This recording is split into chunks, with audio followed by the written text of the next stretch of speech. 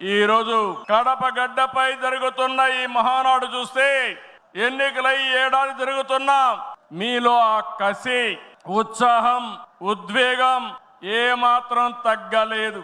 నేను చాలా మహానాడు చూశాను. దగ్గర మనం చూస్తే 34 మహానాడులు మనం జరుపుకున్నాం. 2 మహానాడులు డిజిటల్ గా జరిగాయి. అయితే ఈసారి కడపలో, దేవుని గడపలో జరిగే మహానాడు ఒక చరిత్ర సృష్టించబోతుంది. సువర్ణాక్షరాలతో ఆంధ్రదేశ రాష్ట్ర ఆర్థిక పరిస్థితి ఒక దిశ నిర్దేశిస్తుందని చెప్పి తెలియజేసుకున్నా. ఈరోజు చల్లని వాతావరణం. అన్ని మహానాడులంటే చాలా వేడివేడిగా ఉండేది, ఎండలు ఎక్కువ ఉండేటివి. ఒక ప్రశాంతమైన వాతావరణంలో, ఆహ్లాదకరమైన వాతావరణంలో ఈరోజు కడపలో మహానాడు జరుగుతా ఉంది. ఉమ్మడి కడప జిల్లాలో 10 స్థానాలకు గాను 7 స్థానాలు గెలిచాం.